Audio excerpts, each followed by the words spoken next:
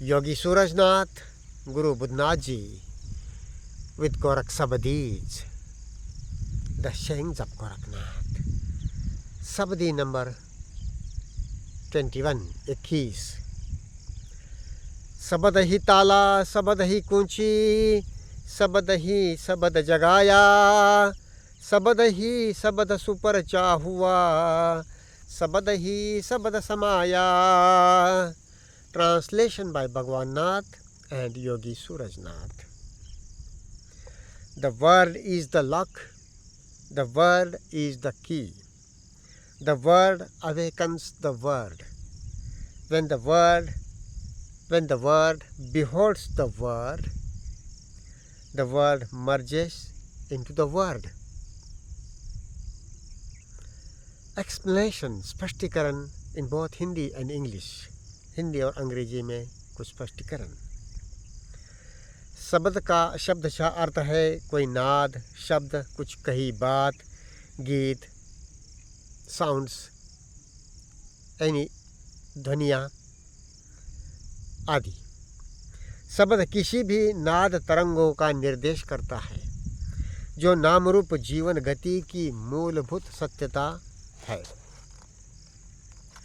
साफ है कि नाद, तरंग, वेदना, भावना, रंग, छटा आदि जीवन के आयाम है. हमारा सारा मन, मगज, शरीर यह मूलतः अनेकों प्रकार से वेदना तरंग गति है, नाद तरंग गति है.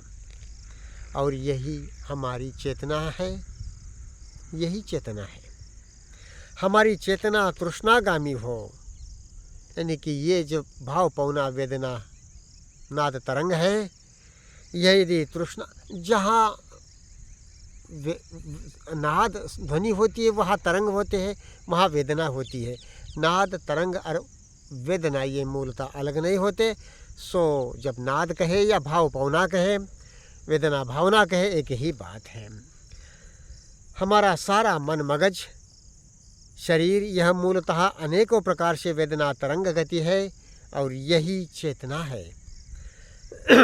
हमारी चेतना तृष्णागामी हो तो काल भव चलता है, और चेतना जब तृष्णा से मुक्तता के साथ, तृष्णा विचार से मुक्तता के साथ अपने प्रति ही पल पल चेतन दर्शन से चले, यह कालातीतता से ट्यून होना है.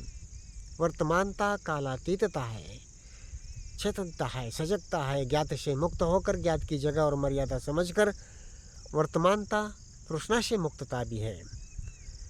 सो कालातीतता के साथ ट्यून होना है. कालातीतता भव नहीं है, बल्कि इसमें ब्रह्म अग्नि का या डिवाइन फायर का या बोधि का पार से अकल्पित से अपने आप से जागना होता है. ब्रह्म अग्नि में या बोधि में शब्द की शून्यता में निर्जरा होती है.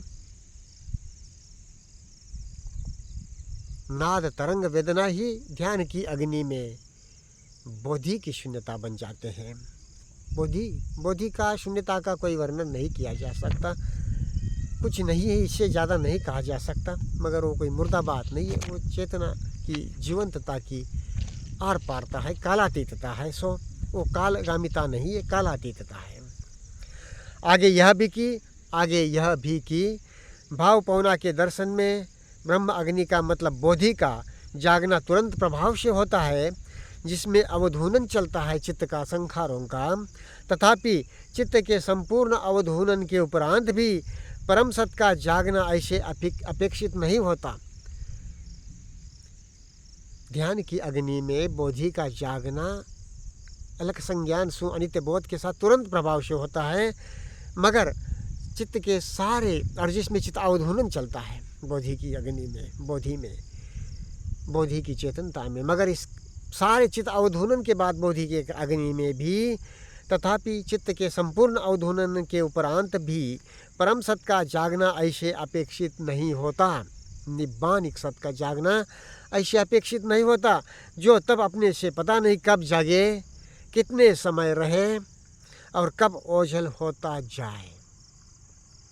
अर्थात दर्शन यह कुछ भी अपेक्षा करने की बात नहीं है। दर्शन ऑब्जर्वेशन, दर्शन पारतत्व है, प्रदीप्तता है। हमारी चित्त चेतना में विचार करना और वर्तमानता, दर्शन, प्रेजेंस, दो ही क्षमता है, तीसरी क्षमता नहीं।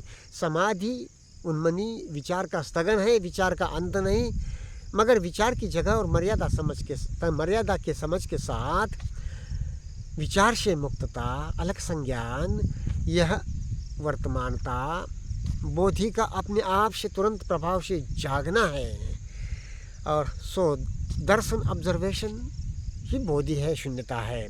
दूसरे शब्दों में आप खोजी है, किसी स्पिरिचुअल माइलस्टोन पर है या भले निर्वाणिक है, दर्शन, observation, attention, presence of the mind ही सर्वोच्च चेतना तत्व है। सारी पार संभावनाएं दर्शन से, ऑब्जर्वेशन से ही है। कहने की जरूरत नहीं कि दर्शन में चैतसिकता मैं और तू नहीं होता, मैं दृष्टा, यह अहम पिंड का ही हिस्सा होता है। और दर्शन में अहम पिंड का मतलब अहम भाव दृष्टा और राग द्वेष भयानुराग आदि दृश्य का मरना होता है, अंत चलता है। Some explanation in English. Sabad means sound. Bhagwan Nath and me, Yogi Surajnath, has worked and mentioned these notes, also explanations with these sabadis. So when we read these, they are what we wrote, what we presented with transparency, insightfully. Don't believe, look into it, discern it. What is said, how it is transparent, clear, the sound of silence, the sound of bodhi, emptiness, intelligence, bodhi. Sabad means sound, nad, a word, something said, a sound, any sounds around. Sabad refers to any sound that is vibration, which is the basic aspect of movement of life, of name and form. The whole of our body, brain, mind is basically the movement of vibration, sound, sensations, which itself is awareness, chetana. Our awareness with desire is time. When we react to our sensations, feelings, life with like or dislike, that is the operation of thought and desire, that is time in operation. We are time, we are movement in time. Our awareness with desire is time, whereas awareness aware of itself is free of desire, that is observing itself from moment to moment, and thus it is in tune with timelessness. Observation is not becoming, but the awakening of divine fire or bodhi from beyond, from nowhere. Divine fire absorbs, that is empties, sabad into nothing. With the alak sense, that is freedom from the known by knowing its place in daily life and its limits psychologically. With the alak sense, in the observation of feelings and sensations as it is, as they come up, develop, there is an immediacy of the awakening of divine fire or bodhi from nowhere, in which there is emptying of the consciousness, emptying of the mind. However, even with the absolute emptying of the consciousness, the awakening of the absolute truth or godly intelligence, nibbanic truth, cannot be expected to awaken as such, as it is unknown or uncertain when it will awaken, how long it may stay, and when it will disappear. It cannot be said about Supreme Intelligence. In the fire of presence, both the awakening with the alak sense and anitabo, the awakening of bodhi in the fire of observation is immediate. But even with the and then there is the emptying of consciousness, layers after layers. But even in the absolute emptying, there is the awakening of nibbanic truth or divine, supreme, absolute truth, absolute intelligence. But it cannot be said that